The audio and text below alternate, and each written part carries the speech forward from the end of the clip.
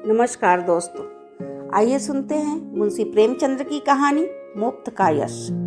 उन दिनों संजोग से हाकिम जिला एक रसिक सज्जन थे। इतिहास और पुराने सिक्कों की खोज में उन्होंने अच्छी ख्याति प्राप्त कर ली थी। ईश्वर जाने दफ्तर के सूखे कामों से उन्हें ऐतिहासिक छानबीन के लिए कैसे समय मिल जाता था। वहाँ तो जब किसी अफसर से पूछिए तो वह यही कहता है, हमारे काम के मरा जाता हूँ, सिर उठाने की फुर्सत नहीं मिलती। शायद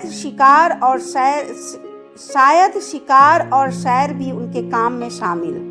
उन सज्जन की कृतियां मैंने देखी थी और मन में उसका आदर करता था, लेकिन उनकी अफसरी किसी प्रकार की घनिष्ठता में बाधक थी। मुझे संकोच था कि अगर मेरी ओर से पहल हुई तो लोग यही कहेंगे कि इसमें मेरा कोई स्वार्थ है और मैं किसी दशा में भी यह इल्जाम अपने सिर नहीं लेना चाहता।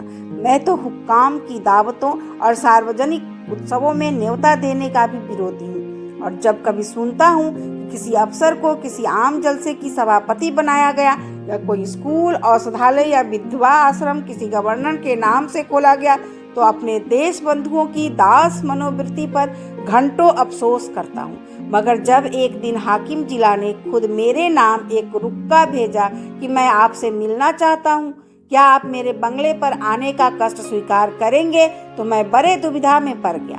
क्या जवाब दूं?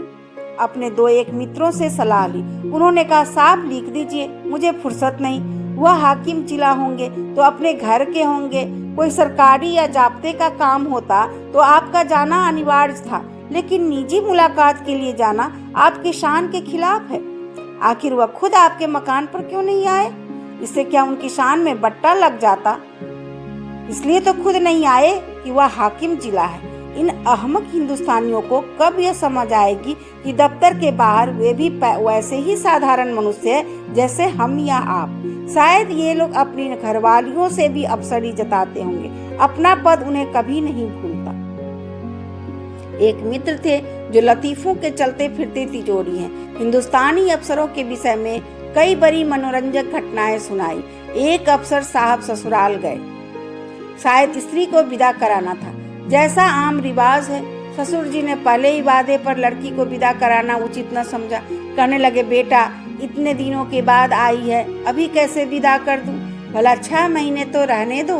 उधर धर्मपत्नी जी ने भी नाइन से संदेश कहला भेजा, अभी मैं नहीं जाना चाहती। आखिर माता पिता से भी तो मेरा कोई नाता है। कुछ तुम्हारे हाथ बिके थोड़ी ही गई हूँ। दामाद साहब अफसर थे, जामे से बाहर हो गए। तुरंत घोड़े पर बैठे और सदर की राह ली। दूसरे ही दिन ससुर जी पर सम्मन जारी कर दिया। बेचारा बूढ़ा आदमी तुरंत लड़की को साथ लेकर दामाद की सेवा में जा पहुंचा। तब जाके उनकी जान बची। ये लोग ऐसे मिथ्याभिमानी होते हैं, और फिर तुम्हें हाकिम जिला से लेना ही क्या है? अगर तुम कोई विद्रोहात्मक गल्प या लेख लिखोगे तो फौरन गिरफ्तार कर लिए जाओगे। हाकिम जिला जरा भी मुरव्वत नहीं करेंगे, कह देंगे यह गवर्नमेंट का हुक्म है। मैं क्या करूं? अपने लड़के के लिए कानून गोई या नायब तहसीलदार की लालसा तुम्हें है नहीं? व्यर्थ क्यों दौड़े जाओ? लेकिन मुझे मित्रों की यह सलाह पसंद न आई। एक भला आदमी जब निमंत्रण देता है तो केवल इसलिए अस्वीकार कर देना कि हाकिम जिला ने भेजा है, मुटमर्दी है। बेशक हाकिम साहब मेरे घर आ जाते तो उनकी शान कम न होती।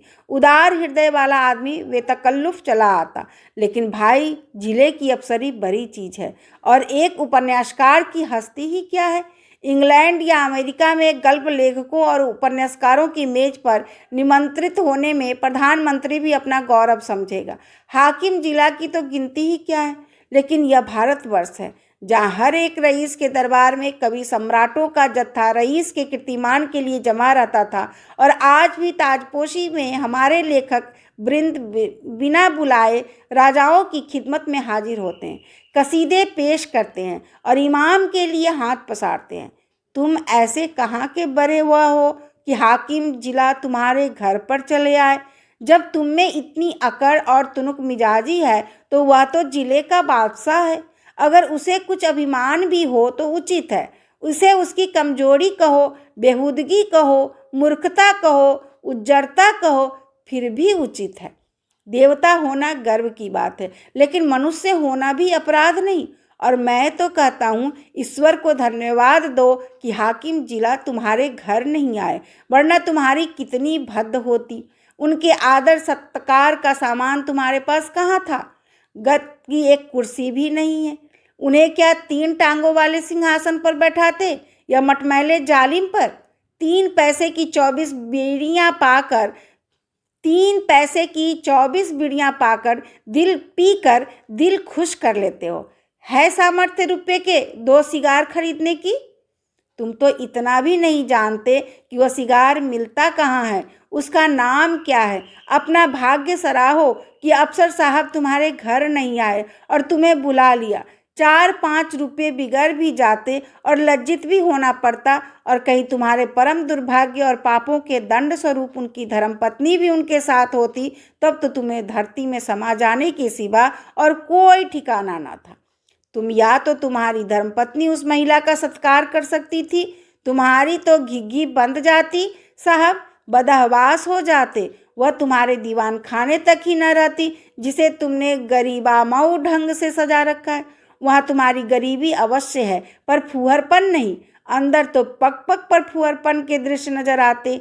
तुम अपने में फटे पुराने पहनकर और अपनी विपन्नता में मगन रहकर जिंदगी बसर कर सकते हो, लेकिन कोई भी आत्माभिमानी आदमी यह पसंद नहीं कर सकता कि उसकी दुर्व्यवस्था दूसरों के लिए विनोद की वस्तु बने। इन लेडी साहिबा के सामने तो तुम्हारी जबान बंद हो जाती।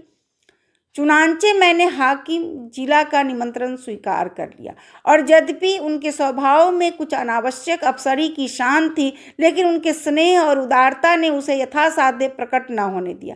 कम से कम उन्होंने मुझे शिकायत का कोई मौका न दिया। अप्सराना प्रकृति को तब्दील करना उनकी शक्ति से मैं बाहर था।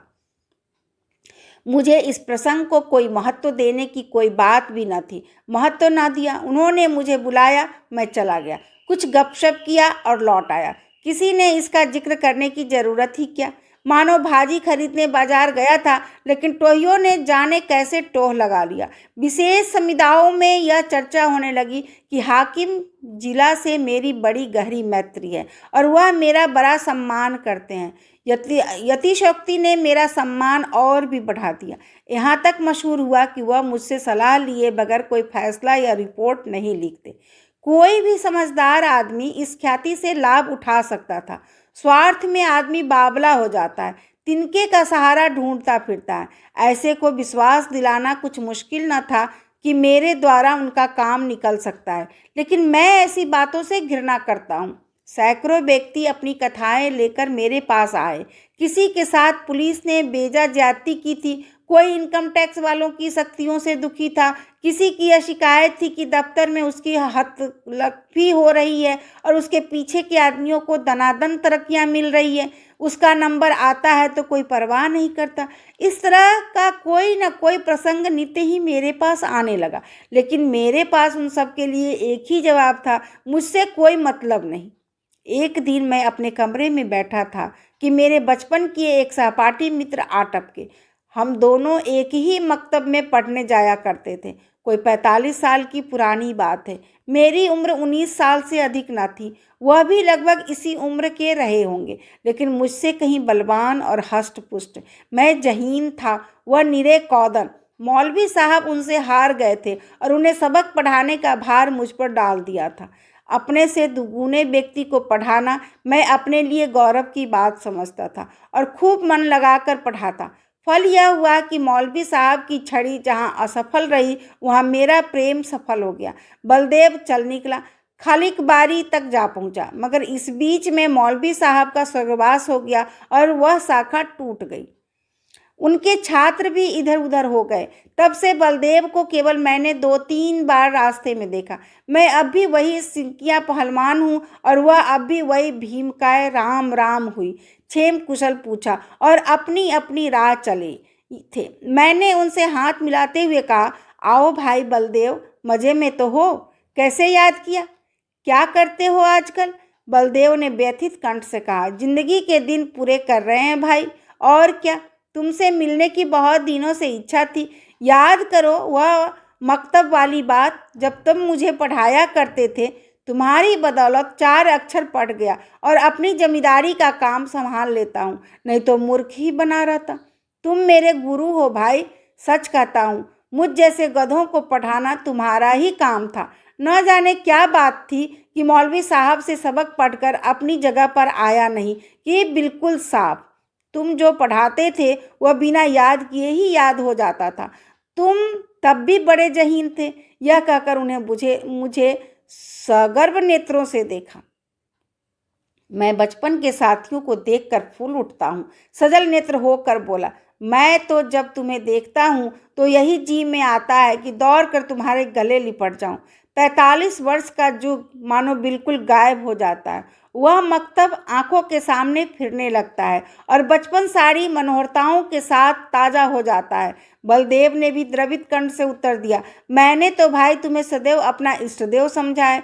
जब तुम्हें देखता हूँ तो छाती गज भर की हो जाती है और वह अब मेरा बचपन का संगीत जा रहा है, जो समय आ पड़ने पर कभी दगा ना देगा।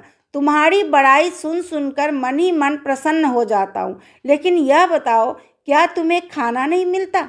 कुछ खाते पीते क्यों नहीं? सूखते क्यों जाते हो? घी न मिलता हो तो 2-4 कनस्तर भिजवा दूं?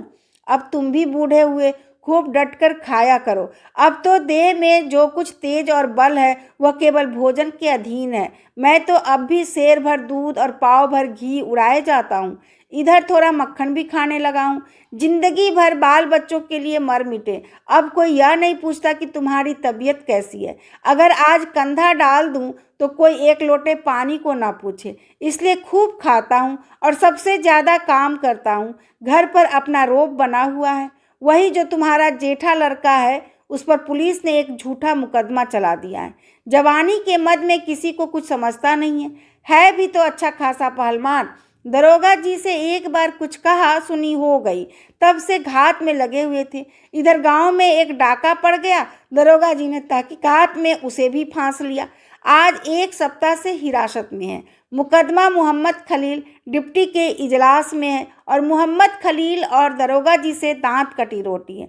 अवश्य सजा हो जाएगी। अब तुम ही बचाओ तो उसकी जान बच सकती है और कोई आशा नहीं है। सजा तो जो होगी वह होगी ही, इज्जत भी खाक में मिल जाएगी। तुम जाकर हाकिम जिला से इतना कह दो कि मुकदमा झूठा है, आप खुद चलकर तहकीकात कर ले। बस देखो भाई, बचपन के साथी हो, नहीं ना करना। जानता हूँ तुम इन मामलों में नहीं पड़ते और तुम्हारे जैसे आदमी को पढ़ना भी ना चाहिए। तुम प्रजा की लड़ाई लड़ने वाले जीव हो। तुम्हें सरकार के आदमियों से मेल जोल बढ़ाना उचित नहीं, नहीं तो जनता की नज़रों से गिर जाओगे। लेकिन यह घर का मामला है। इतना समझ लो कि मामला बिल्कुल झूठ न होता तो मैं कभी तुम्हारे पास ना आता। लड़के की माँ रो रो कर जान दिए डालती है। बहू ने दाना पानी छोड़ रखा है। 7 दिन से घर में चूल्हा नहीं जला। मैं तो थोड़ा सा दूध पी लेता हूँ, लेकिन दोनों सास बहू तो निराहार पड़ी हुई है। अगर बच्चा को सजा हो गई तो दोनों मर जाएंगी। मैंने यह कहकर उन्हें ढांढस दिया है कि जब तक हमारा छोटा भाई सलामत है कोई हमारा बाल बांका नहीं कर सकता। तुम्हारी भाभी ने तुम्हारी एक पुस्तक पढ़ी है, वह तो तुम्हें देवतुल्य समझती है और जब कोई बात होती है तो तुम्हारी नज़ीर देकर मुझे लज्जित करती है। मैं भी साफ कह देता हूँ, मैं उस छोकरे की सी बुद्धि कहाँ से लाऊं? तुम्हें उसकी नज़रों से गिराने के लिए तुम्हें छोकरा मरियल सभी कुछ कहता हूँ, पर तुम्हारे सामने मेरा रंग नहीं जमता। मैं बड़े संकट में पड़ गया। मेरी ओर से जितनी आपत्तियां हो सकती थी उन सब का जवाब बलदेव सिंह ने पहले ही से दे दिया था। इनको फिर दोहराना व्यर्थ था। इसके सिवा कोई जवाब न सूझा कि मैं जाकर साहब से कहूँगा। हाँ, इतना मैंने अपनी तरफ से और बढ़ा दिया कि मुझे आशा नहीं कि मेरे कहने का विशेष ख्याल किया जाए, क्योंकि सरकारी मामलों में हुक्काम हमेशा अपने मातहतों का पक्ष लिया करते हैं। बलदेव सिंह ने प्रसन्न होकर कहा, इसकी चिंता नहीं, तकदीर में जो लिखा है वह तो होगा ही, बस तुम जाकर कह भर दो। अच्छी बात है, तो कल जाओगे? हाँ, अवश्य जाऊंगा। यह जरूर कहना कि आप चलकर तहकीकात कर ले। हाँ, यह जरूर कहूँगा। और यह भी कह देना कि बलदेव सिंह मेरा भाई है। झूठ बोलने के लिए मजबूर न करो मुझे। तुम मेरे भाई नहीं हो। मैंने तो हमेशा तुम्हें अपना भाई समझा है। अच्छा, यह भी कह दूंगा। बलदेव सिंह को विदा करके मैंने अपना खेल समाप्त किया और आराम से भोजन करके लेटा। मैंने उससे गला छुड़ाने के लिए झूठा वादा कर दिया। मेरा इरादा हाकिम जिला से कुछ कहने का नहीं था। मैंने पेशबंदी के तौर पर पहले ही जता दिया था कि हुक्काम आम तौर पर पुलिस के मामलों में दखल नहीं देते, इसलिए सज़ा हो भी गई तो मुझे यह कहने की काफ़ी गुंजाइश थी कि साहब ने मेरी बात स्वीकार नहीं की। कई दिन गुजर गए थे, मैं इस वाक्य को बिल्कुल भूल गया था। सहसा एक दिन बलदेव सिंह अपने पहलवान बेटे के साथ मेरे कमरे में दाखिल हुए। बेटे ने मेरे चरणों पर सिर रख दिया और अदब से एक किनारे खड़ा हो गया। बलदेव सिंह बोले, बिल्कुल बरी हो गया भैया। साहब ने दरोगा को बुलाकर खूब डांटा कि तुम भले आदमियों को सताते और बदनाम करते हो। अगर फिर ऐसा झूठा मुकदमा लाए तो बर्खास्त कर दिए जाओगे। दरोगा जी बहुत झेपे। मैंने उन्हें झुककर सलाम किया। बच्चा पर घरों पानी पड़ गया। यह तुम्हारी सिफारिश का चमत्कार है भाईजान।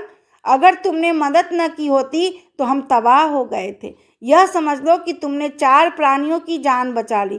मैं तुम्हारे पास बहुत डरते डरते आया था। लोगों ने कहा था उनके पास नाहक जाते हो, वह बड़ा बेमौरवत आदमी है। उसकी जात से किसी का उपकार नहीं हो सकता। आदमी वह है जो दूसरों का हित करे। वह क्या आदमी है जो किसी की कुछ सुने ही नहीं। लेकिन भाईजान, मैंने किसी की बात ना मानी। मेरे दिल में मेरा राम बैठा कह रहा था, तुम चाहे कितने ही रूखे और बेलाग हो, लेकिन मुझ पर अवश्य दया करोगे। यह कहकर बलदेव सिंह ने अपने बेटे को इशारा किया। वह बाहर गया और एक बड़ा सा गट्ठर उठा लाया जिसमें भांति भांति की देहाती सौगातें बंधी हुई थी। हालांकि मैं बराबर कहे जाता था कि तुम ये चीज़ें नाहक लाए, इनकी क्या ज़रूरत थी। कितने गवार हो, आखिर तो ठहरे देहाती। मैंने कुछ नहीं कहा। मैं तो साहब के पास गया भी नहीं, लेकिन कौन सुनता है। खोया खोया, दही, मटर की फलियां, अमावट, ताज़ा गुड़ और जाने क्या क्या आ गया। मैंने कहने को तो एक तरफ से कह दिया, मैं साहब के पास गया ही नहीं। जो कुछ हुआ खुद हुआ, मेरा कोई एहसान नहीं है। लेकिन उसका मतलब यह निकल गया कि मैं केवल नम्रता से और सौगातों को लौटा देने का कोई बहाना ढूंढने के लिए ऐसा कह रहा हूँ। मुझे इतनी हिम्मत न हुई कि मैं इस बात का विश्वास दिलाता। इसका जो अर्थ निकला गया वह मैं चाहता हूँ। मुफ्त का एहसान छोड़ने का जी न चाहता था। अंत में जब मैंने जोर देकर कहा कि किसी से इस बात का जिक्र न करना, नहीं तो मेरे पास फरियादों का मेला लग जाएगा, तो मानो मैंने स्वीकार कर लिया कि मैंने सिफारिश की और जोरों से की। कैसी लगी आपको ये कहानी? आप अपनी राय मुझे मेरे कमेंट बॉक्स में साझा करें तथा मेरे इस चैनल को लाइक करें, सब्सक्राइब करें और साहित्य प्रेमी दोस्तों के साथ शेयर करें। धन्यवाद।